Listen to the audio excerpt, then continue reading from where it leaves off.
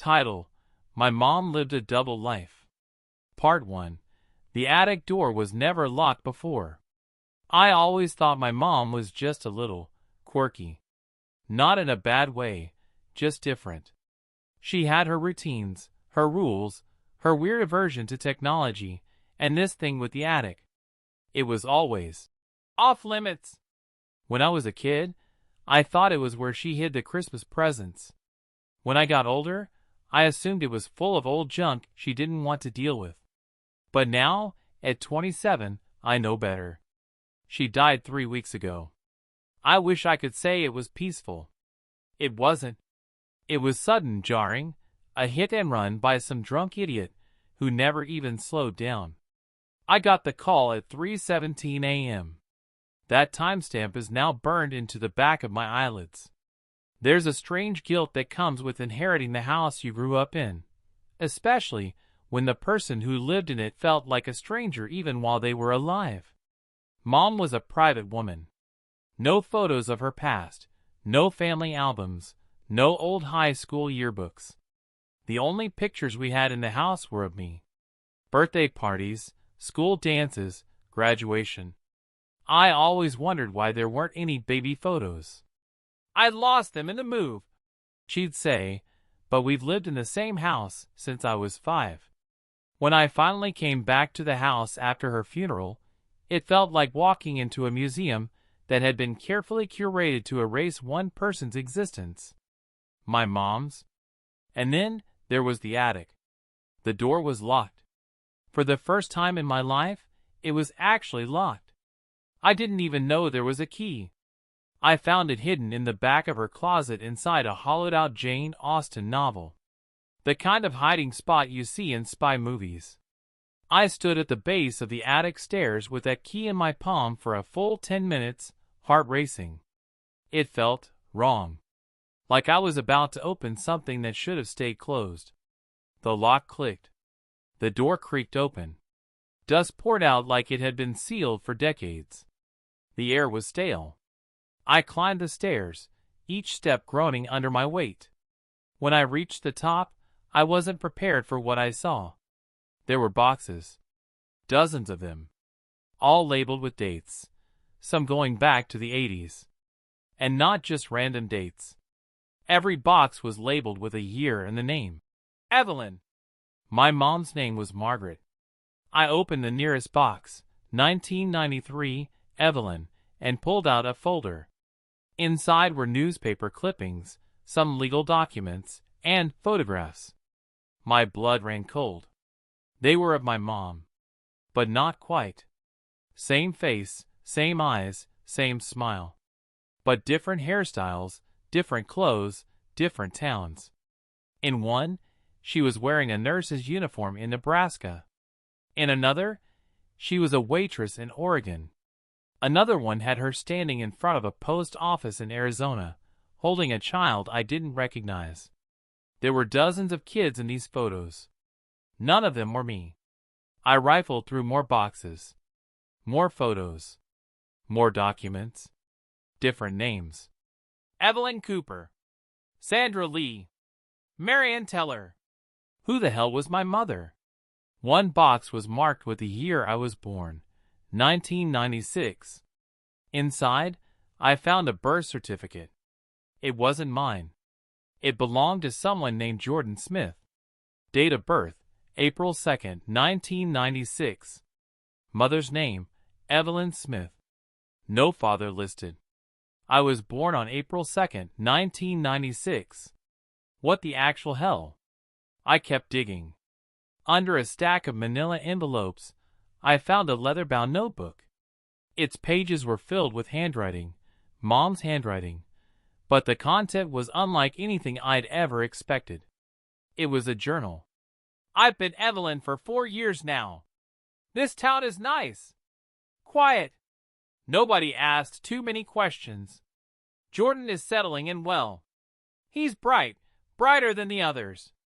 I hope I don't have to leave again." The others? What others? The kids in the photos? I flipped through more pages. "I still dream about 1988. About Aaron. I left him too fast. I never got to say goodbye. Maybe that's for the best. There were entries that read like escaped logs. April 14th. I saw someone from Montana today.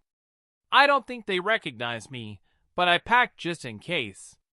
If I have to go, I'll head east. Change the name again. It was like my mom had been running her whole life. Changing identities, cities, families. And then I found the last entry. Jordan is asking more questions. He found the envelope from Kansas. I told him it was junk mail. He didn't believe me. I think it's time. That was dated 3 days before she died. The envelope from Kansas. I remembered it. I'd found it in a drawer when I was 15.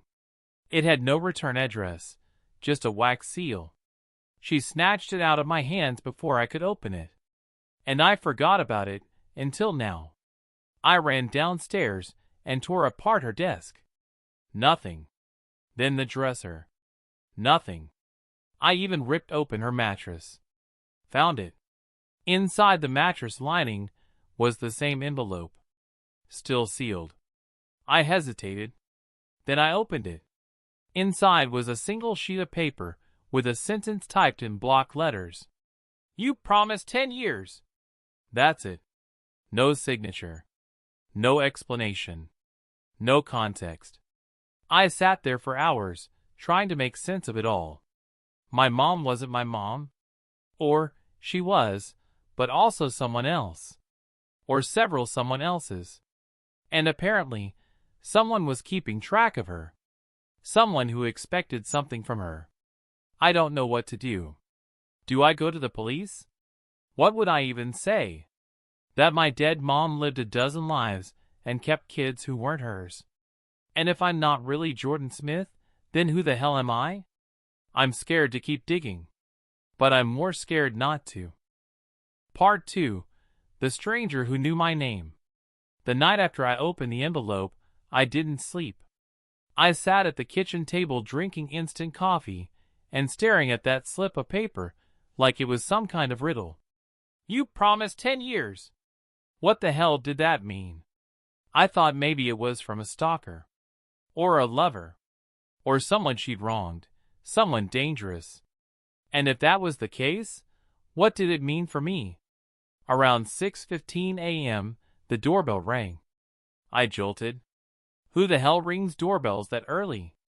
I peeked through the curtain. A man in his 60s, tall, lean, wearing a navy blue windbreaker and holding a leather satchel. He didn't look threatening, but I still grabbed the baseball bat from the umbrella stand. Just in case. Can I help you? I said, only cracking the door. He didn't flinch at the bat. You're Jordan, he said. Not a question. A statement. Who's asking? My name is Alan. I knew your mother. Or one of her names, anyway. That bat felt a whole lot heavier all of a sudden. Look, I don't know who you think she was. He raised a hand. I'm not here to hurt you. I'm here to give you answers. He looked tired. Not dangerous. Just tired. I stepped back and let him in. He looked around like the house was familiar to him, and that creeped me out more than a little. You said you knew my mom? He sat down slowly, as if the weight of whatever he was about to say physically burdened him. He reached into the satchel and pulled out a photo. I recognized it immediately, one of the ones from the attic. It was my mom holding a baby. Only now I knew that baby wasn't me. I took this, he said. Who is she? Really? He sighed. Her name was Evelyn when I met her. 1985. She was working at a diner in Arizona. I was a postal inspector then, tracking a string of insurance fraud cases that kept leading back to one name, Margaret Holloway. She had died in 1981. But that's my mom's name. It was one of many. The woman you knew reinvented herself more times than I can count. And every time, she vanished, left behind lives, families, sometimes children. She was smart, methodical, and scared. Scared of what? He hesitated. People who don't forget. People she used to work for. I stared at him. What are you talking about? Alan rubbed his temples. Do you know where you were born? I opened my mouth to say yes, but hesitated. No, I finally admitted. I guess. I don't. He nodded like he expected that answer. Then he handed me a document from his satchel. A birth record. Different name. Different city. And under mother, Evelyn A. Kane. What is this? I asked. It's the original. Before she changed your name. Before she disappeared again. My heart pounded in my ears. Why? Because she was trying to keep you safe. You were the only one she kept. That sent a chill down my spine. What happened to the others? He looked down. Some were returned. Some were abandoned. One or two weren't as lucky. That nausea again, rising sharp. Why are you telling me this now? Because I made a promise, Alan said. She came to me 10 years ago. Said she needed 10 years to raise you properly. She asked me to stay away. To make sure no one else came looking. Looking for what? He leaned forward. Not what. Who? Evelyn wasn't just a runaway. She used to work for people. Powerful people. Governments. Agencies that don't have names. She knew things. Took things. And then disappeared. You're saying my mom was a spy? I'm saying she knew too much. And she tried to outrun her past. She tried to give you a normal life. I laughed. Bitter. Well, that failed. He pulled something else out of the bag. A small device, like a pager. This hasn't pinged in 10 years, he said. Until last week. What is it? A tracker. Not for her. For you. My stomach dropped. She knew the time was running out. That when the 10 years ended, they'd come looking again. That's why she was getting ready to move again. I remembered the journal. She wrote about leaving. Again. Alan nodded. And now that she's gone, you're not protected. I blinked. Why me? I don't know anything. I'm no one. You're her last thread, he said. And that makes you a target. He reached into the bag one more time and handed me a key. To what? Locker 207. At the downtown train station. She left it for you. I was told to give it to you if she didn't make it to 10 years. 10. Damn. Years. The letter. The envelope. The way she acted the last few months. It all clicked. She knew this day was coming. Why didn't she just tell me? She thought you'd be safer in the dark. I stared at the key in my palm, heart racing again. What's in the locker? Alan stood. I don't know. I didn't look. I figured you should be the one to open it. He paused. But if you're going to go, go soon. I sat in silence long after he left. I still don't know if he was telling the truth. Maybe he was just some conspiracy nut who happened to know things I didn't. But the key felt real. The birth certificate felt real. And the fear in my chest? That felt the most real of all. Tomorrow, I'm going to the train station. If I don't update this, I guess you'll know why. Title: My Mom Lived a Double Life, Part 3. I don't know how to begin this final part without feeling like the ground is shifting beneath me. If you've read Part 1 and Part 2, you know the basics. I discovered that my mom had been living a secret life for years, one that included a second family, a man I never knew existed, and a daughter she never told me about. But what I'm about to share in this last part changes the meaning of everything I thought I understood. And I'm not sure if I've truly processed it all yet. Let's rewind to where I left off. My half-sister, Sarah, was standing in front of me, looking like a version of my mom frozen in her 20s. I had invited her for coffee, and we ended up sitting in my car, talking for what felt like hours. She told me her side of the story, how she grew up thinking our mom was just Aunt May, a family friend who visited on holidays or sometimes weekends. My mom had told Sarah's father that she wasn't ready to be a full-time parent again after me, but she still wanted to be involved. He agreed, thinking it was a temporary arrangement. It wasn't. According to Sarah, things were okay when she was little. My mom sent gifts, came to birthdays, even took her on trips once in a while. But as Sarah got older, she began to notice the gaps. The secrets? The unanswered questions. She told me she suspected something was off by the time she was 12. Why does Aunt May never stay overnight? Why doesn't she ever take me to her house? Her dad finally told her the truth when she turned 16. I asked her how she felt about it all. Her answer surprised me. She said, angry, but not shocked. Aunt May always felt like a guest, not a mom. That wrecked me. We talked about our childhoods, about our different versions of the same woman. Mine was the one who packed my lunches, helped with homework, stayed up all night when I was sick. Hers was the one who popped in and out, a shadow of what could have been. And yet, Sarah wasn't bitter. She was calm, almost eerily at peace with it. But I wasn't. Not even close. I needed to know more. I needed to talk to the one person who could make sense of this. And that meant confronting my mom. I called her that evening.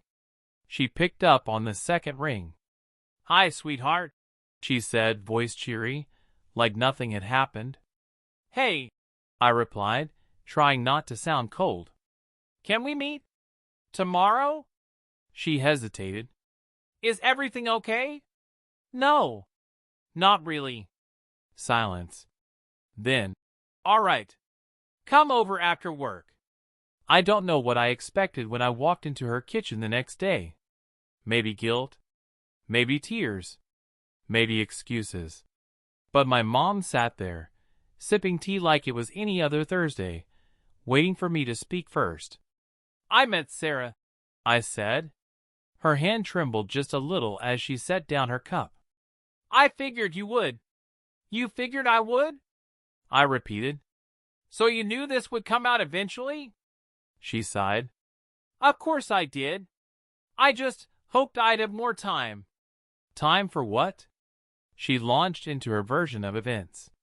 It was similar to what Sarah had told me, but messier. More human. She admitted to meeting Sarah's father after a rough patch with my dad. Said she didn't mean for it to become anything serious. But it did. She found herself pregnant. Panicked. She wasn't ready to raise another child full-time, but she couldn't bring herself to walk away entirely. So she compromised. She split her life. I thought I was doing the right thing, she said. I thought I could manage both. You lied, I said. To Dad. To me. To her. Tears welled in her eyes, but I didn't feel moved. I felt numb. I didn't want to lose either of you, she whispered. You already did. She didn't argue. The days that followed were a blur. I found myself replaying old memories, trying to spot cracks I had missed. The late work nights. The business trips. The weekends when I stayed with Grandma. It was all there. All the clues I never questioned. My dad, to his credit, was more forgiving than I expected. I told him everything, and his face crumpled like he'd been punched in the gut. But after a long silence, he said, Your mom always had secrets. I just didn't think they were this big. He asked to meet Sarah. Said he wanted to know the girl who shared my blood. That meeting was awkward, but not disastrous. Sarah was polite, respectful. Dad was quiet, but kind. I think part of him saw her as the echo of a life he could have lived. One he never signed up for. Here's where things get complicated. I thought the story ended there. that I had uncovered all there was to know. I was wrong. About a week later, Sarah messaged me. "I think there's something you should see." She sent me a PDF, a scanned document, birth records, hospital logs. I opened it, expecting more proof of our shared mother. But what I saw made my blood run cold. There was another name, another sibling, born 2 years before me. Same mother, different father. I stared at the screen, jaw slack. I'd never heard of this person. My mom had never mentioned them. Sarah didn't know much either, only that the name had come up during some recent research into family archives. A name erased from history. A child who vanished? I called my mom immediately. She didn't answer. I called again. Still nothing. I drove to her house. She wasn't home. The car was gone. Lights off. I waited for hours. Nothing. It's been 4 days now. Still no word. Her phone goes straight to voicemail. I called her job. They said she took an emergency leave. No forwarding address. She's gone. So here I am, staring at my reflection in a laptop screen, trying to figure out how I went from a normal childhood to this. 2 secret siblings, 1 vanishing mother, and a life full of questions with no answers. I don't know what to do next. Maybe I'll hire a private investigator. Maybe I'll start knocking on doors. Maybe I'll give up and try to move on. But I do know this. Nothing about my life will ever feel the same again.